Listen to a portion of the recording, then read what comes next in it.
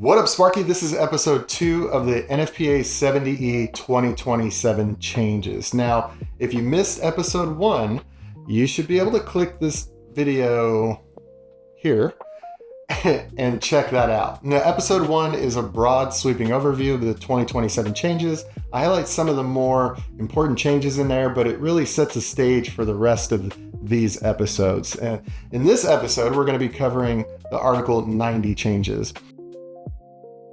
Article 90 is usually something a lot of electricians and users tend to flip right past because it really isn't the meat of the standard, but there is one significant change that may be worth the time for some users, as well as some interesting style manual or organizational changes.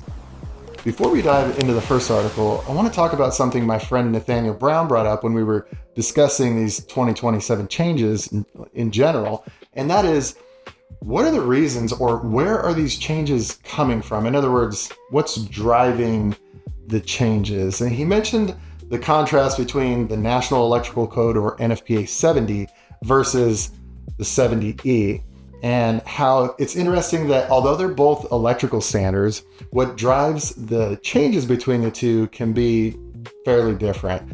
For example, the NEC is the installation standard. It's the document that tells you how to install electrical equipment in a manner to create a safe premises wiring system. Because technology is constantly changing and the manufacturers building the new technology are keyed into the standard, they've got a real interest in creating provisions for their products to be installed correctly, or perhaps in a way that maybe meets their prerogative or whatever. I don't know, but they have interest in it. So they're heavily involved. But it's not just the manufacturers. There are also endless code nerds who love the standard and love the electrical trade. And they want the code to be clear and concise and understandable. And there are other things that also drive the changes for the NEC, a lot of them, but those tend to be the two main ones. But the 70E is different. The 70E is a standard for work practices. It tells you how to keep the worker alive or safe during the course of their job.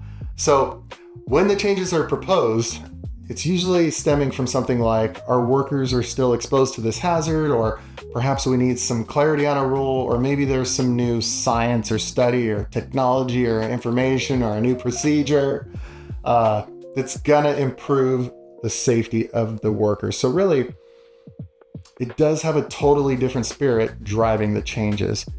One is safeguarding persons and property at large from electricity through safe installations, and the other is protecting workers around electricity as they use it or interact with it. And that statement right there, you could pretty much find spelled out in the introduction of the 70E, which is where we're going, Article 90. Now, there wasn't a whole lot done in Article 90, so we really only need to hit two changes here. The 90.3 title rename and the new item number 3 under 90.3A. So let's start with the title. Section 90.3 got renamed. In 2024, the heading was Workplaces Covered and Not Covered. That's literally a description of the two sub-items beneath it. But in 2027, it's now Scope of the Standard. It's more abstract, but very intentional. And the new title labels the section's role instead of simply describing its contents. Now, how did this happen? Well, there were two public inputs, one on section 90.1 and one on section 90.3. Both basically flagged that Article 90 was confusing about what scope meant at the article level versus the standard level. So in the NEC and the 70E, each article needs a scope. These are the .1 sections. So for example, 90.1 or 250.1, etc. However, the introduction article in both standards, or Article 90 in each one of these, needs to have the scope of the standard itself. That means each Article 90 has two scopes. One for the article itself, because every article has to have one, and one that serves as an umbrella for the entire standard. And it needs to live in the introduction, or Article 90. So at the end of the day, the best thing to do was just rename it. The old title described what was in the section, And the new title describes the section's role, which is clearly to indicate the scope of the whole document. The contents of the section stayed the same, just the title changes. And the committee added one more thing worth knowing. First revision says, and I'm quoting, the NFPA 70E Technical Committee recognizes that the correlating committee of the National Electrical Code has purview over the scope of NFPA 70E. Translation: the people who write 70E don't get to define 70E's scope unilaterally.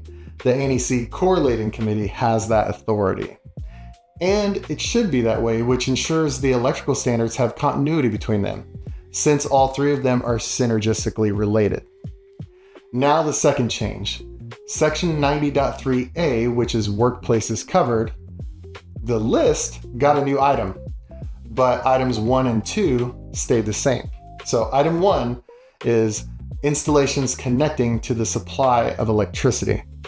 Item 2 is installations used by the electric utility, such as their office buildings, warehouses, garages, machine shops, recreational buildings that aren't part of the generating plant, substation, or control center, because when it comes to the utility system itself, that can fall under a different set of electrical safety rules, such as the NESC. Now, new item 3 basically mirrors item 2, but in reference to communications utility, for the same reason. The committee statement here is pretty direct.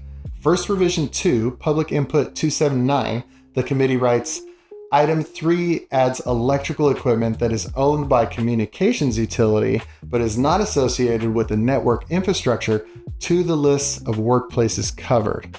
The resulting text mirrors the existing language for electric utilities.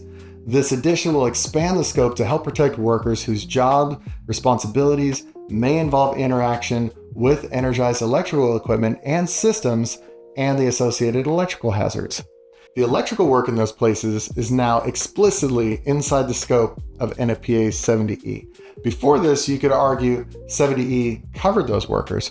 It always covered electrical safety-related work practices generally, but it wasn't listed.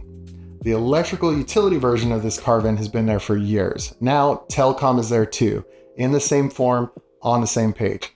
Now, there were 2 other minor changes. There was an S added to the word installations for continuity on item 1. I think item 2 had installations already, but item 1 said installation. So they added an S there. And 2 dots were removed from U.S. Department of the Interior in 90.3B. So now it just says U.S. with no dots. And I wasn't going to mention those because they don't improve the safety of the workers, in my opinion, but they were minor improvements to the document, so why not? And those are the changes to Article 90.